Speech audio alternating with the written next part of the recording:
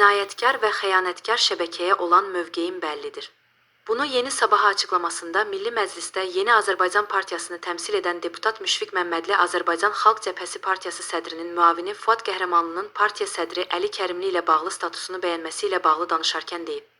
Sitat: Mən Yeni Azərbaycan Partiyasını təmsil edən bir deputat kimi Azərbaycan xalqını, dövlətini hakimiyyətdə olduqları zaman uçuruma aparmış xəyanətkar siyasi xətt tərəfdarlarına heç zaman müsbət münasibət bildirmərəm. Bu qeyri-mümkündür.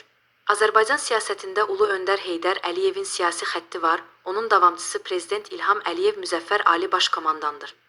Hazırda cənab Prezidentin yürütdüyü siyasətin alternativi yoxdur. Yapı təmsil edən bir deputat olaraq, mən də bu siyasi xəttin tərəfdarıyam, hər zaman bu belə olub və olacaqdır. Deputat sosial şəbəkə hesablarının özünün yox, köməkçilərinin tərəfindən idarə olunduğunu söyləyib. Sitat: Bu məsələlərdə mövqeyimiz birmənalıdır, qətidir. O ki qaldı cinayətkar və xəyanətkar şəbəkəyə, onlar bir dəfə hakimiyyətdə təmsil olunanda xalqımızı hansı istiqamətə aparırdılarsa, bu bəllidir. Burada olan məsələni biz araşdırırıq.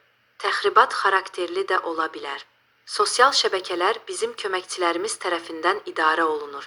Həmin səhv texniki, yaxud mexaniki xarakter daşıya bilər.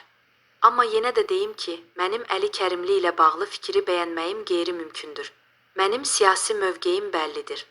Qeyd edək ki, Fuad Qəhrəmanlı Facebook səhifəsində jurnalist Rahim Hacıyevin partiya sədri Əli Kərimli barədə yazdığı qısa məqaləni paylaşıb.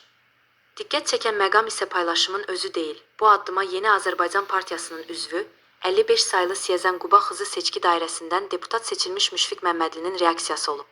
Belə ki, o, Fuad Qəhrəmanlının paylaşımını bəyənib.